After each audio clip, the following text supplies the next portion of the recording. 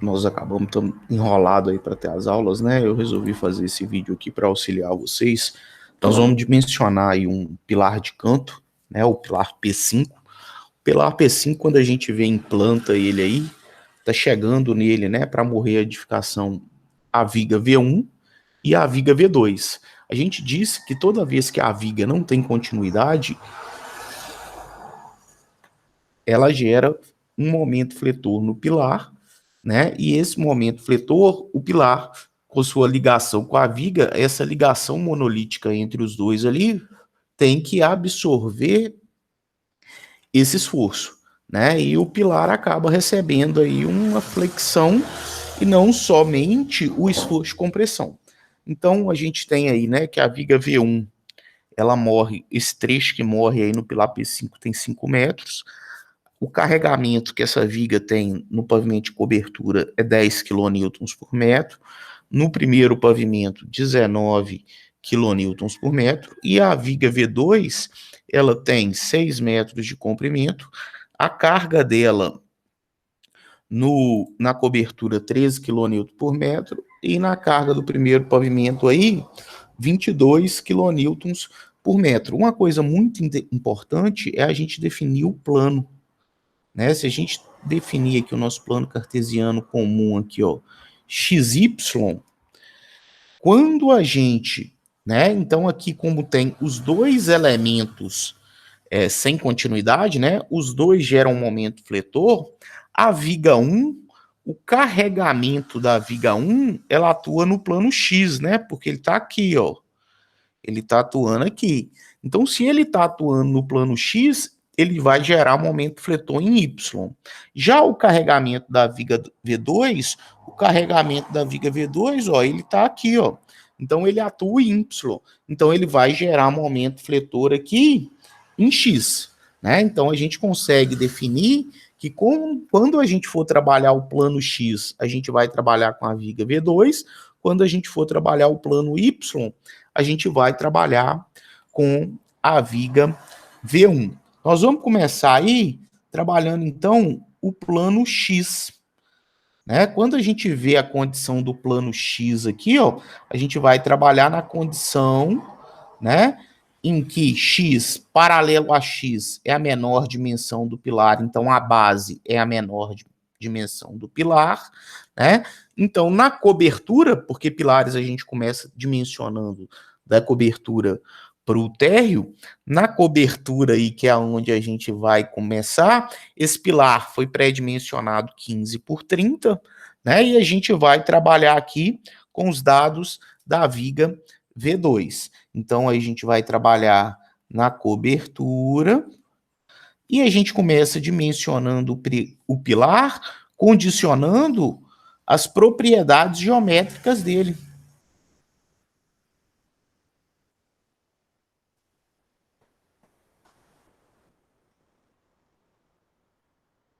Essas propriedades geométricas, a primeira que a gente vai ter é a inércia. Em X, a gente viu que é a menor dimensão, é a base, e a maior dimensão vai ser a altura.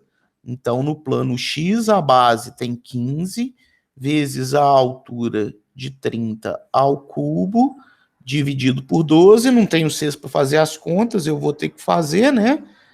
Talvez 30, talvez vai ser até mais rápido, porque vocês são muito enrolados para fazer conta. 33.750 centímetros a quarta.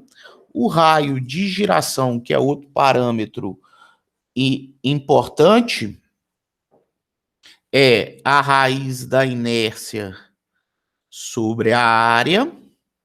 Então, nessa condição, vai ser 33.750 dividido pela área do pilar. Então, isso aqui dividido por 450 raiz disso dá 8,66 centímetros. E o índice de esbeltez, então, desse pilar no plano X, vale o comprimento dele, ele tem 3 metros de altura, dividido pelo raio de giração, vai valer, então, 34,64. É menor do que 35. Quando é menor que 35, a gente disse que o pilar é um pilar curto. E a gente diz também que pilar curto não há efeitos de segunda ordem. Então, na análise pelo plano X, ele trabalha com a condição de pilar curto. Então, só vão ocorrer nesses pilares, né, nesse plano X, excentricidades de primeira ordem. Né? E para a gente determinar essa excentricidade, né, e esse momento de primeira ordem, a gente tem que encontrar aí os momentos iniciais que ocorrem no pilar devido à ligação rígida que ele tem com as vigas. Né? A gente disse que a norma pega o modelo, onde ela pega o nó de análise, a gente está analisando a cobertura, então é esse nó aqui, ela condiciona meio pilar para cima, meio pilar para baixo e toda a viga no processo. Então a gente tem aqui, ó, o meio pilar para cima não existe, né? Então a gente tem aqui o meio pilar para baixo, tem 3 metros de altura, vai ter 1,5, e a viga V2, ela tem 6 metros de altura, que é a viga que a gente está trabalhando, ó, 6 metros de altura, 6 metros de comprimento, e ela condiciona um carregamento distribuído aqui ao longo da sua viga na cobertura de 13 quilonewtons por metro. A gente não definiu aqui, eu vou definir aqui, que eu acabei esquecendo, é o tamanho das vigas, tá? Opa, abandono isso aqui. 20 por 40, e aqui 15 por 40, tá? Só para a gente definir, porque a gente vai precisar. Então, nós estamos trabalhando aqui com a viga V2, né? Ela é 15 por 40. Tá bom, então para a gente determinar esses momentos iniciais, a gente precisa conhecer também, né, as rigidezes que a gente tem, a rigidez da viga e a rigidez dessa metade desse pilar que a gente tem trabalhando nesse conjunto. A rigidez, então, que a gente tem ali é a nossa rigidez do pilar inferior, que vale a inércia dele, 33.750, dividido pelo comprimento dele nesse modelo, que é 1,5 m, vai ser 150 centímetros, né? Lembrando que aqui é centímetro a quarta. Então, a gente vai ter aí 33.750 dividido por 150, 225 quilonewtons, ó, que quilonewtons, centímetros ao cubo, desculpa. 225 centímetros ao cubo. A rigidez da viga, ela vale a inércia da viga, que a gente ainda não calculou, né? Mas é a base da viga vezes a altura dela ao cubo dividido por 12, dividido pelo comprimento dela no modelo, 6 metros, são 600 centímetros. Então vai dar 15 vezes 40, 40 vezes 40, dividido por 12, dividido por 600. 133, 333 centímetros ao cubo. É isso mesmo? Só conferir aqui. 40 ao cubo vezes 12, ou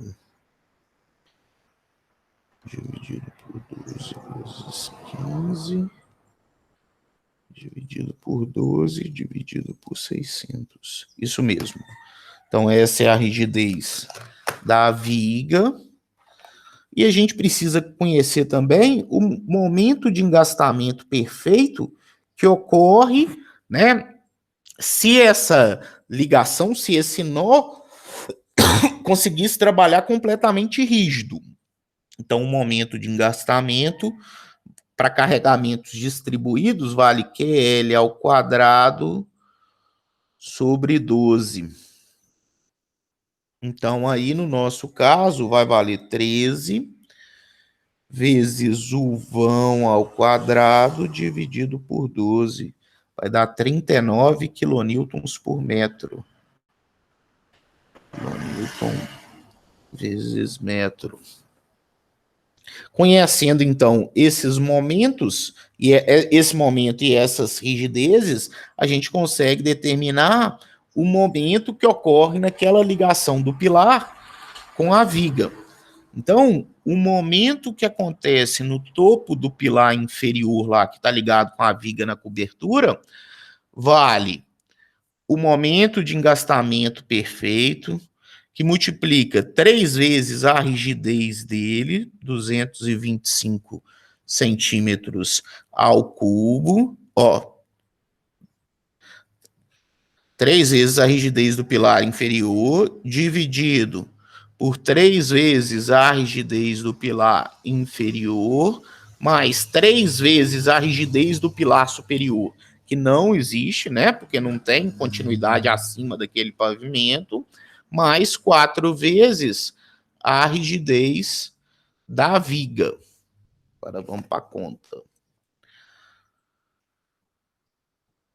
25 mais 4 vezes 5, 33.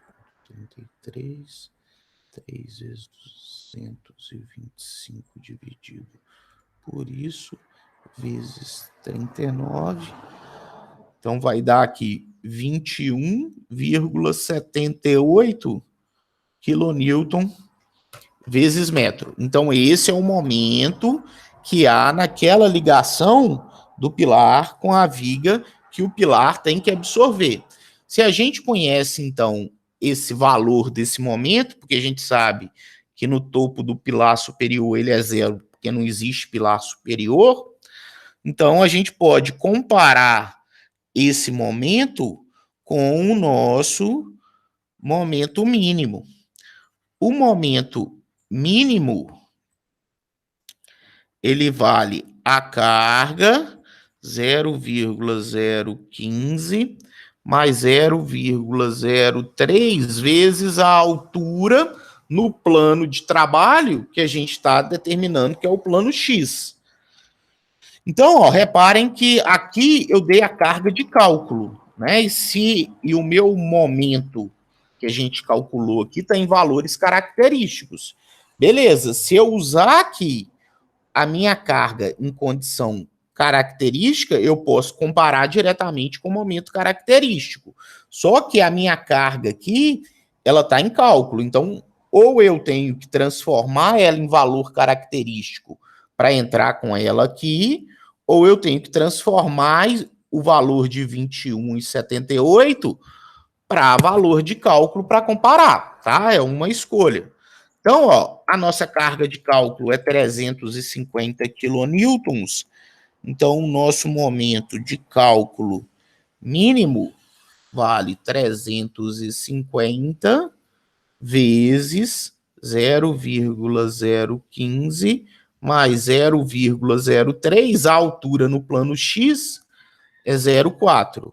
Então, o nosso momento de cálculo mínimo, ele vai valer 350 vezes 0,015 mais 0,03 vezes 0,4. Então, vai dar aí 9,45 quilonewton por metro. Para eu comparar com 21, eu tenho que transformar ele em valor característico. Tudo bem que eu já vi que deu menor até, ok. Mas, né, se tivesse dado próximo, essa verificação seria importante. Então, para transformar ele em valor de cálculo, eu vou dividir ele pela majoração universal, e o pilar a gente tem o coeficiente γn, né, que a gente já disse, que quando eu tenho uma dimensão menor do que do que 20 centímetros, eu tenho que multiplicar a carga de cálculo do meu pilar por um coeficiente γn, que é dado lá na tabela 13.2. E para 15 centímetros, esse coeficiente γn, ele vale 1,2. Então, 9,45 dividido por 1,4 dividido por 1,2. Vai dar 5,63 quilonewton vezes metro. Então, ó, o nosso momento inferior atuante no pilar é maior que o momento mínimo. Então, nós vamos continuar considerando o nosso momento no pilar inferior. E nessa condição, a gente consegue determinar a excentricidade inicial no pilar, né? Ou de primeira ordem, vamos colocar aqui até melhor, de primeira ordem, porque a gente disse que quando a gente garante que o nosso momento que a gente está considerando atuando no pilar é maior que o momento mínimo, a gente pode desconsiderar a excentricidade de forma, né, a excentricidade acidental, e a excentricidade de forma a gente despreza pelo coeficiente, pelo teorema de Saint-Venant, que nos diz que as tensões se propagam num plano de 45 graus. Então, essa condição de carregamento fora do plano acontece numa faixa muito pequena do pilar que pode ser desprezada. Então, a nossa excentricidade de primeira ordem, ela fica sendo somente a nossa excentricidade inicial, que vale o momento que a gente tem atuante, dividido pela carga de cálculo, né? Se eu estou usando o valor de cálculo, eu vou aqui aplicar os fatores de redução para transformar o meu valor em valor de cálculo. Então, eu tenho que dividir por 1,4 e dividir por 1,2. Eu poderia multiplicar aqui em cima também, né? Daria na mesma coisa, não tem problema. Então, vai ser 21,78 dividido por 350, dividido por 1,4, dividido por 1,2. Então, vai dar aqui 0,037 metros, que é igual a 3,7 centímetros de excentricidade. Como o pilar é curto e a gente já sabe que não vai haver efeitos de segunda ordem, a excentricidade total do nosso pilar é igual à excentricidade de primeira ordem, que vale 33,7 centímetros. Beleza. Então, a gente pode determinar aí o nosso momento total. Opa, escrevi errado. O nosso momento total, né, no plano X, na cobertura. Então, o nosso momento total, ele é o maior de dois valores. Ele é o maior de dois valores. Vale a carga de cálculo que multiplica o alfa-B vezes a excentricidade de primeira ordem mais a excentricidade de segunda ordem, ou o momento de primeira ordem. Então, nessa condição, ó, beleza, o alfa-B, o maior valor que ele pode ter é 1. Qualquer valor diferente para alfa-B que seja diferente que seja diferente de 1 é menor do que 1. O alfa-B nunca vai ser maior do que 1. Então tá, e a excentricidade de segunda ordem, a gente já sabe que ela tá certa, então com certeza, quando não houver momentos, quando não houver excentricidades ou momentos de segunda ordem, automaticamente, né, a gente sabe que o nosso momento total vai ser igual ao momento de primeira ordem, que vale, no nosso caso aqui, 21 21,78 vezes a majoração de 1,4 vezes o gama N, porque o pilar tem 15 de largura. Então, vale 21,78 vezes 1,4 vezes 1,2. Então, aí o nosso momento total é 36,59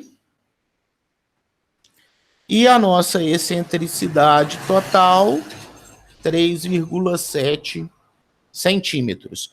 A gente precisa conhecer os parâmetros de cálculo.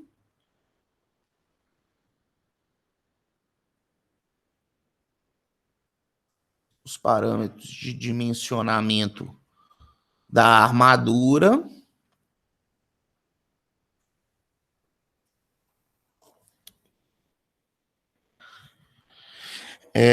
O primeiro que a gente tem é o coeficiente V, né, que a gente chamou de força admissional de cálculo, que vale a carga de cálculo dividido pela área de concreto vezes a resistência do concreto de cálculo. No nosso caso, a carga vale 530 quilonewtons, deixa eu só conferir, 350, sabia que eu estava errando.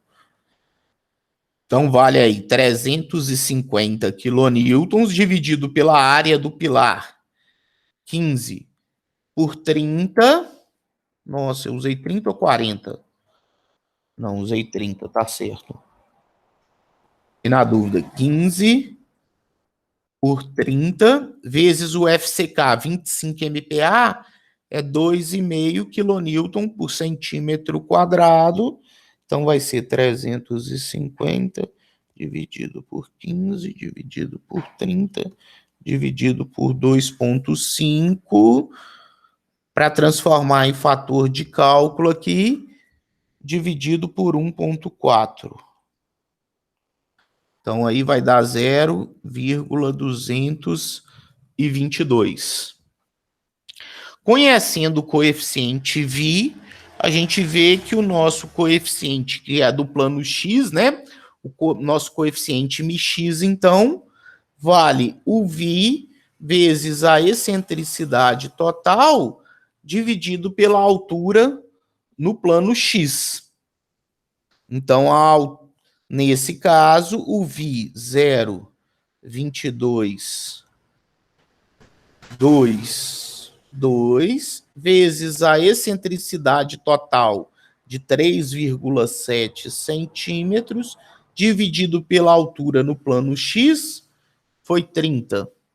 Então, 0,222 vezes 3,7 dividido por 30. Então, vai dar aí 0,027. Perfeito. Achamos, então, o coeficiente μ. Agora, a gente precisa achar o μy, né? Que a gente precisa trabalhar a direção y do pilar. Quando a gente vai trabalhar a direção y, né, ainda na cobertura aí, na direção y, a gente vai atrás, então, primeiro, das propriedades geométricas. Não é isso? A gente viu que a primeira propriedade geométrica que a gente vai precisar aí é a inércia. Vale a base. No plano Y, a gente viu que o plano Y é paralelo à maior dimensão do pilar de acordo com o plano que a gente colocou. Então, quer dizer que, nesse caso, a maior dimensão sendo paralela a Y, ela equivale à base do pilar. Então, a gente tem que a base é essa maior dimensão vezes a menor dimensão ao cubo, que é a altura, né, perpendicular a Y, é a menor dimensão do pilar. Então, a gente tem 30 vezes 15 ao cubo, dividido por 12. Vai ser 8.437,5 centímetros a quarta. É isso mesmo. E o raio de giração no plano Y vale a raiz dessa inércia dividido pela área do pilar, 15 vezes 30. Então, 8.400 dividido por 450, raiz disso aí, 4,33 centímetros. O índice de esbeltez, então, vale o comprimento do pilar, ele tem 3 metros de altura, dividido pelo índice de esbeltez, pelo raio de giração. Então, aí vai ser 300 dividido por 4,33, vai ser 69,28. Nesse pilar, a gente vê que ele é um pilar médio.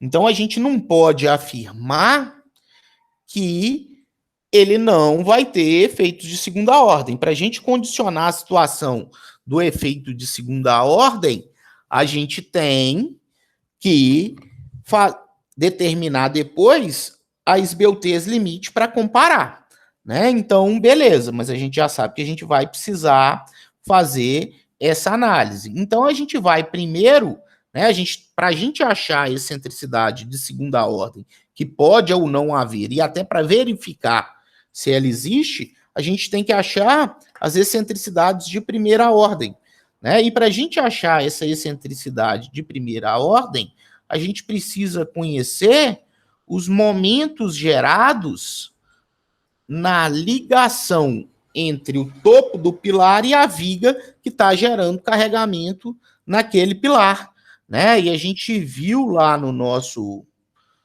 início lá que quando a gente pega esse nó, a gente está considerando a metade do pilar de baixo e a viga, né? Só que agora a viga, quando a gente trabalha no plano Y, é a viga V1, né? Então, a gente vê que nessa condição, a gente tem a metade do pilar inferior e uma viga de 5 metros,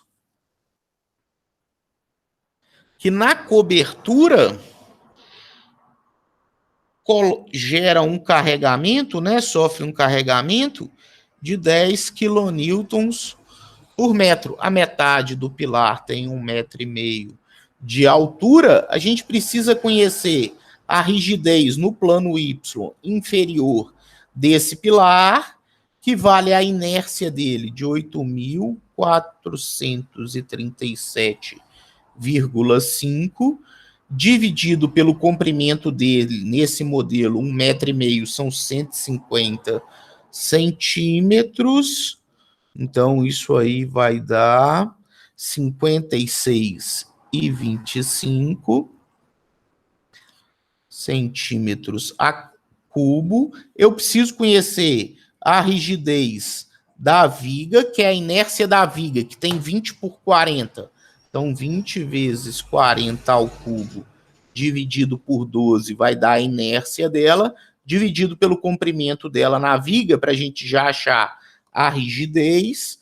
Então, vai ser 20 vezes 40 ao cubo, dividido por 12, dividido por 500, 213,33.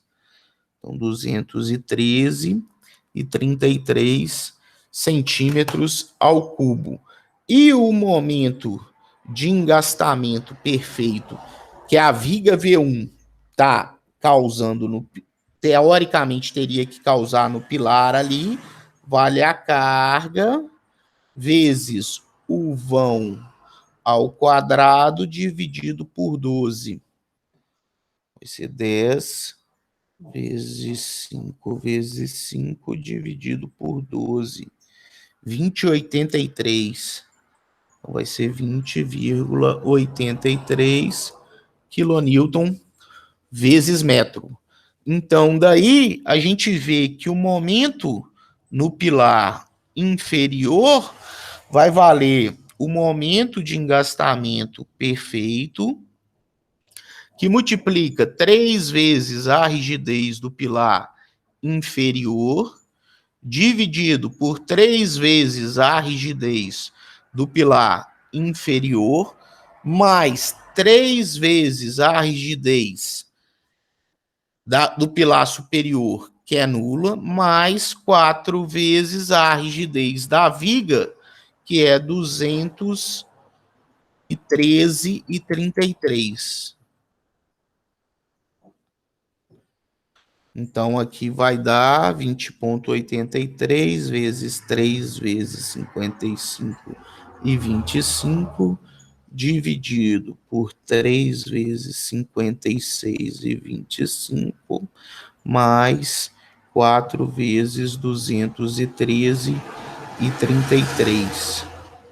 Então, aí deu 3,44 quilonewton vezes metro.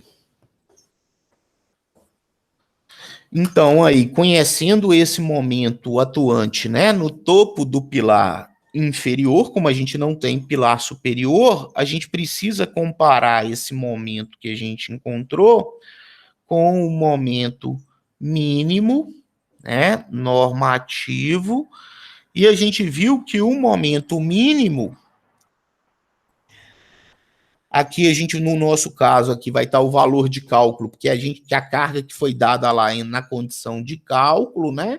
Então, 350, 0,015 mais 0,03. A altura no plano Y é 0,15. Então, aí, o nosso momento de cálculo mínimo vai valer 0,015 mais 0,03 vezes 0,15 vezes 350, tá errado. Então, é 350 vezes 0,015 mais 0,3 vezes 0,15. Ué? Ah, não deu, tava certo. 6,83 quilonewton vezes metro. O nosso momento mínimo característico vale 6,83 dividido pelo fator de majoração universal e dividido pelo fator γ-N, como o pilar tem 15, né? Então, 1,2. Então, dividido por 1,4 dividido por 1,2 vai dar 407. 0,7 quilonewton vezes metro. O nosso momento mínimo, agora, ele é maior que o momento inferior, então agora a gente vai prosseguir com o valor do momento mínimo. Conhecendo, se a gente adotar que o nosso momento inicial é maior que o momento mínimo, a gente condiciona a dizer que a gente pode desprezar a excentricidade acidental e a excentricidade de forma a gente também desconsidera. Então a gente vê que a nossa excentricidade de primeira ordem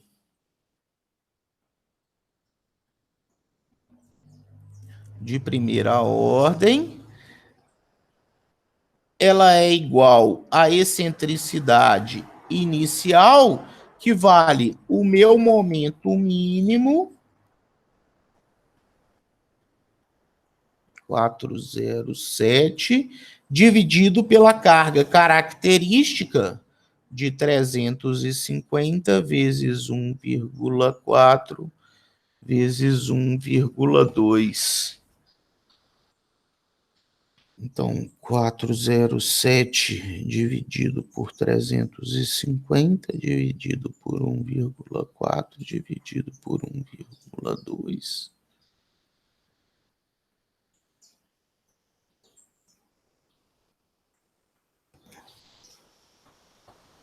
350 dividido... Oh, aqui é vezes, não, gente. Aqui é dividido. Tô vendo que o valor aqui tá maluco, é dividido, né? Que eu tô transformando esse valor aqui em valor característico. Eu acho que eu até falei certo aí. E só tava fazendo aqui errado.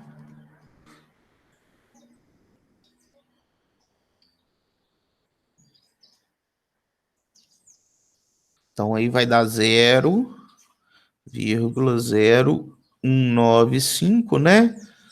2 centímetros. Vou arredondar aí.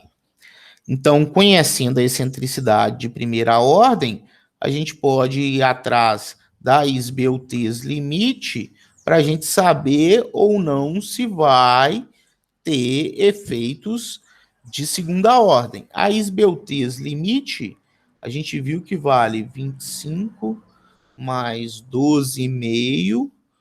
A excentricidade de primeira ordem sobre a altura dividido por um coeficiente alfa-b. E a norma fala que toda vez que o meu momento for menor que o momento mínimo, que foi o nosso caso aqui, e eu estiver usando o momento mínimo, o meu alfa-b ele vai valer 1. Se o alfa-b vale 1, a esbeltez limite vai valer 25 mais 12,5 vezes a excentricidade de primeira ordem sobre a altura no plano y, que é 15, dividido pelo alfa-b1, então vai ser 2 dividido por 15 vezes 12,5 mais 25, 26,67. 26,67. A esbeltez limite tem que ser sempre maior ou igual a 35, então ela vale 35, e a nossa esbeltez calculada, ela foi 69,28. Isso aí, 69,28. Então, 69,28 é maior que a esbeltez limite. Se a nossa esbeltez limite é maior, ou se a nossa esbeltez calculada é maior que a esbeltez limite, sempre há efeitos de segunda ordem.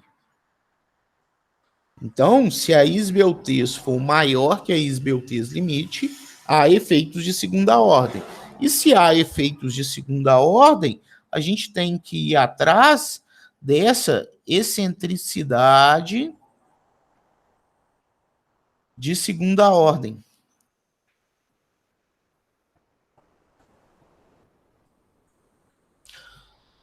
No caso dessa excentricidade de segunda ordem, ela vai valer o comprimento do pilar ao quadrado dividido por 10 vezes a curvatura dele, e essa curvatura, pelo método do pilar padrão com curvatura aproximado, ela vale o menor de dois valores, 0,005 sobre a altura, que multiplica o V mais 0,5 menor ou igual a 0,05 sobre a altura, sempre aqui relacionada no plano y. Então, a gente precisa conhecer o coeficiente admissional de cálculo, a força admissional de cálculo V, que a gente já determinou, né, quando a gente fez o x, porque essa força admissional, esse V, ele não muda. A única coisa que muda é o μ. Então, o nosso coeficiente V aí, ó, foi 0,222. Então, a nossa curvatura menor de dois valores, 0,005, a altura no plano y, 0,15 metros, vezes o V, mais 0,5, mais 0,5, menor ou igual a 0,05 sobre a altura. Toda vez que o V for menor que 0,5, valer menos que 0,5, esse coeficiente do lado aqui vai dar menor. Quando ele valer mais do que 0,5, ele vai dar menor. Então aí, mas vamos fazer os dois aqui, ó. Então vai ser 0,722 vezes 0,15, 0,005 dividido por isso. Vai dar 0,0462 menor ou igual a 0,005 dividido por 0,15, 0,0333333 para lá. Então aí, se é o menor dos dois valores, o raio de curvatura 0,333. Daí a excentricidade de segunda ordem, ela vale o comprimento do pilar ao quadrado dividido por 10 vezes a curvatura. Opa, tem mais um zero aqui. Então vai ser 9 vezes ponto vezes answer. Vai dar 3 centímetros.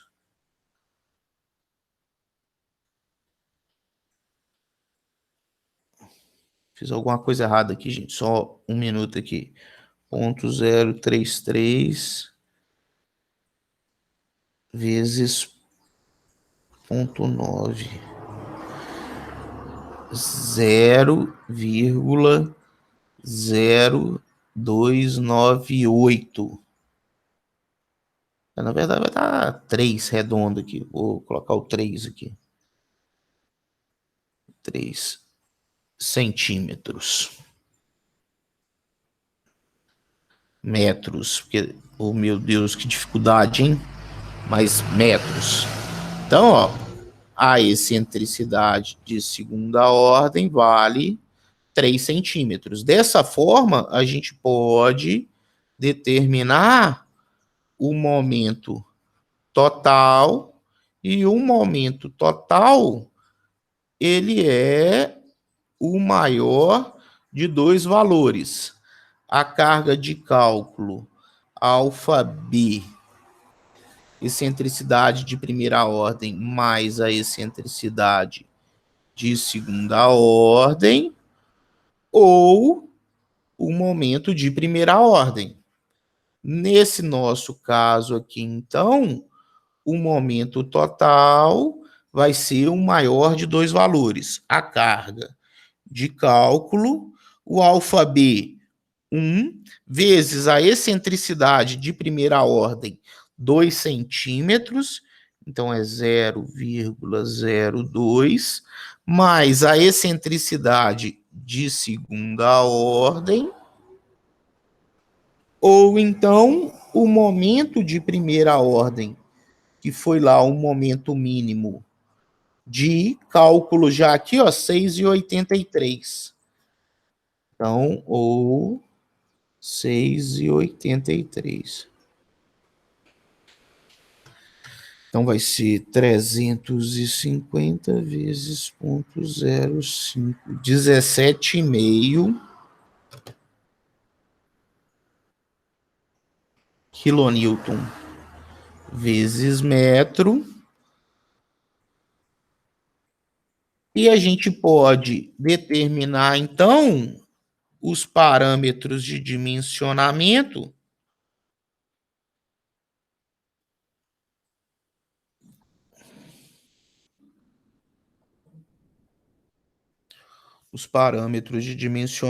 aí. O V a gente já viu que vale 0,22. A gente tem que ir atrás agora do μy, que a gente viu que vale o V vezes a excentricidade total sobre a altura. A nossa excentricidade total aqui, ó, é essa soma aqui, ó. Então, é 5 centímetros. Então, o Mi vale 0,22 vezes a excentricidade total, que é a soma da excentricidade de primeira ordem, que foi 2 centímetros, mais a excentricidade de segunda ordem, 3 centímetros, dividido pela altura, que no plano Y foi 15 centímetros. Coloquei em metros aí, mas poderia ter colocado em centímetros sem problemas, tá? Então vai ser 5 dividido por 15 vezes 2. Então vai dar 0,074. Aí agora sim, ó, a gente já consegue dimensionar as armaduras desse pilar, ó. Então a gente já tem o Vi, o MY de 0,074 e a gente tem o MX, que eu vou buscar ele aqui para a gente, de 0,027. Beleza, com esses parâmetros aqui, a gente vai entrar numa condição de analisar os ábacos. Para analisar o ábaco, né, para entrar no ábaco aqui, a gente vai precisar também conhecer a relação D' sobre HX e D' sobre HY. Eu vou mostrar o ábaco aqui para a gente. Vou abrir ele aqui.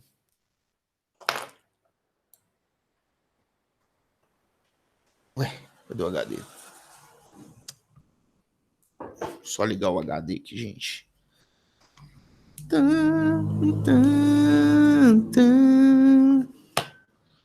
Liga, filhinho. Não. Assim não.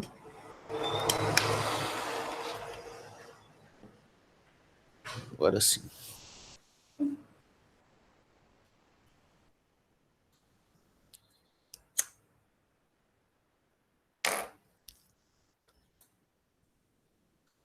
Então, ó, nós vamos, como o pilar é um pilar de canto, nós temos ele trabalhando na condição de pilar sob flexão oblíqua. Né? Na condição de pilar sob flexão oblíqua, nós temos aqui o ábaco de flexão oblíqua. Vou abrir ele aqui para a gente. Eu já passei esse material para vocês. Né?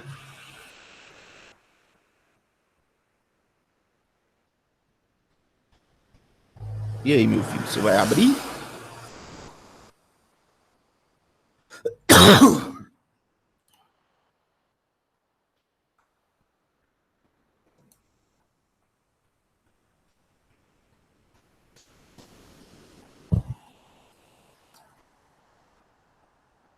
Tá aí a aba do professor Libânio, né? Nós vamos lá na página 10, se eu não me engano. Não, 10 não, já passou 10. É aqui, ó. Na página 15. Na página 15, para utilização desse ábaco, né, teoricamente a gente vai adotar essas condições. Ou ele vai ter duas barras, ou duas barras, não, né, duas em cada lado. Então ele vai ter 4 barras, ou ele pode ter 6 barras. 4 barras é o arranjo 4, ou ele pode ter 6 barras, o arranjo 3, ou ele pode ter 8 barras, o arranjo 2, 8 barras, o arranjo 6, 10 barras, o arranjo 5 e barras variadas, o arranjo 1. Só que vai relacionar aqui, ó, você vai ver que aqui para o ábaco aqui, ó, sempre o X vai ser a menor dimensão e o Y a maior dimensão. Então, nós vamos condicionar o D'X sendo o D' do pilar dividido por 15 e o D'Y dividido por HY, cada um deles. Então, vamos fazer isso aqui, ó. Então, ó, a gente tem, ó, que o D', vamos considerar 4 centímetros, que é um valor normal, dividido por 15 e 4 centímetros dividido por 30. Então, vamos ver aqui quanto dá. 4 dividido por 15, 0,27, arredondando aí, vai dar 0,13,5. Então tá bom. Então D' Y 0,13,5, que vai estar mais próximo aí, ó. Mais próximo aí de 0,15 e 0,27, que vai estar próximo aí de 0,25. Então tá. Então, ó, nós vamos procurar D' Y de 0,15. 0,15, ó, eu tenho essas possibilidades aqui pro D' Y, ó. Olha aqui, ó. Marcadas e mais algumas aqui, ó, né, que eu não consegui marcar, que senão eu marco aqui do lado da tabela do lado direito, esquerdo aqui, né, para eu marcar do lado direito, eu acabo marcando do lado esquerdo. Aí a gente vai precisar do D' X. O D' X, aqui eu também teria, ó, 0,15, tá vendo? Então a gente tem aí, ó, D' HY 0,15 e D' X 0,25, ou isso aí, 0,25. Então, ó, para D' X 015, 025, poderia ser o arranjo 2, o arranjo 3 ou o arranjo 4. Então, ó, posso ter duas, ó, posso ter o arranjo 2, 8 barras, o arranjo 3, 6 barras, o arranjo 4, 4 barras. Então, eu vou escolher pelo arranjo 4. Então, 015, 025, o arranjo de 4 barras é o ábaco 10, ó, ábaco 10. Então, eu vou descer aqui, ó, e vou atrás do ábaco 10. 7, 8, 9, 10. Aí a gente vai ver, ó, que a gente tem 10A e 10B. O que faz variar aqui é o valor do VI.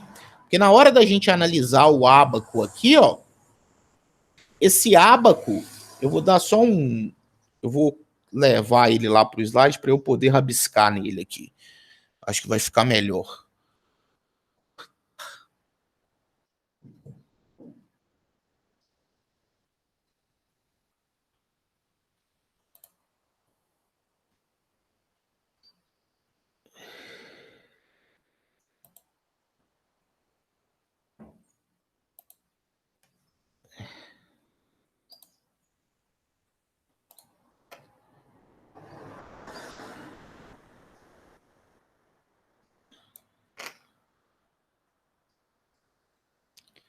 Botar ele aqui, manter.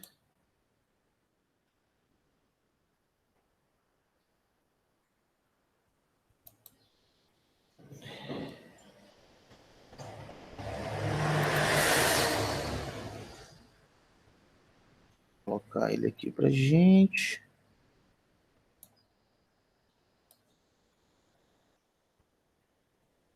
Vou abrir ele bem aqui.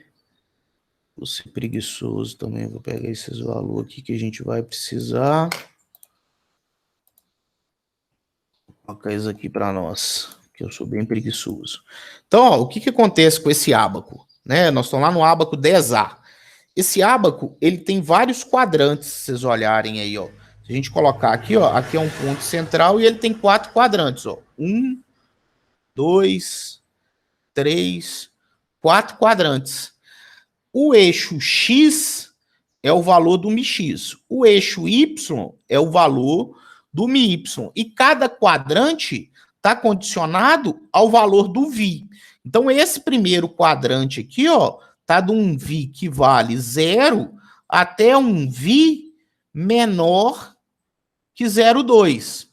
Beleza. Quando vai passar de 0,2, eu já tenho que usar o quadrante 2. Porque nesse aqui, o quadrante, o VI vai de 0,2 até menor que 0,4. Porque quando chegar no 0,4 até menor que 0,6, eu vou usar o terceiro, o quarto. E o 10B continua aí com VI 0,8, 1, 1,2, 1,4. É por isso que a gente tem A e B. No nosso caso, o VI é 0,22. Então, a gente está aí no ábaco 10A, ó. Vou voltar lá no ábaco agora, ó. Olha só. Primeiro, ó, o 10A. O 10B, ó, continuaria, ó, 0,8, 1, 1,2, 1,4. Mas o nosso é 0,2. Então, o nosso aqui é o 10A. né? Então, ó, se a gente pegar aqui nesse ábaco 10A, vou colocar aqui 10A, né? A gente tem o VI 022, então nós vamos trabalhar nesse quadrante, né? Com o quadrante 2 aqui, MX. MX, ó, então ele vai estar aqui na horizontal, ele vai contar daqui para a esquerda. Então vale 0,027. Então aqui é 0,5, ó. Se aqui é 0,5, 0,027, ó, ele vai estar aqui, ó. Nesse ponto. Foda que eu já tinha feito um rabisco antes. Para o MX. E o MY? O MY vale 0,074. O MY aqui vai ser contado para cima. Aqui é 0,05. Então, ó, ele vai estar bem mais ou menos por aqui. Então, na hora que eu coincidir essas curvas aqui, ó, eu vou estar um pouquinho aí acima do W igual a zero. Só para não falar que deu zero, né? Então, o W nesse caso aqui, ó, esse valor, ó, essa curva aqui, ó, é a curva de zero. Essa curva de cima é 0,1. Então, ele está entre 0 e 0,1. Vou dar o valor para ele aí, ó, de 0,02. Né? Ele está bem próximo do zero. Posso até ser mais rigoroso e dar 0,3 aqui, mas não passa disso nunca. Né? Então, a área de aço que eu preciso nesse pilar vale o W vezes a área do concreto vezes a resistência do concreto dividido pela tensão de escoamento do aço. Então, aí, a área de aço que seria necessária nesse pilar vale 0,03 vezes a área dele vezes a resistência do concreto de cálculo dividido pela tensão de escoamento do aço CA50, né? Então, é 50 dividido por 1,5. Então, a área de aço aí seria 0,03 vezes 15 vezes 30 vezes 2,5 dividido por 1,4 vezes 1,15 dividido por 50. Vai dar 0,55 centímetros ao quadrado. 0,55 centímetros não dá nenhuma condição, não dá nada de barra, né? Só que a gente viu que o diâmetro mínimo de barra que a gente pode ter no pilar é 10 centímetros. Então, a princípio, antes da gente calcular a área de aço mínima, teoricamente, a gente vai ter para esse pilar aí uma condição de 4 barras, que a gente usou o ábaco para 4 barras de 10 milímetros, que é o mínimo que a gente vai condicionar. Depois a gente vai verificar se atende para condição de área de aço mínima, tá? Mas ficou tranquilo, né? Viu que é bem tranquilo aí da gente considerar. Beleza, daqui a pouco eu mando outro fazendo do primeiro pavimento.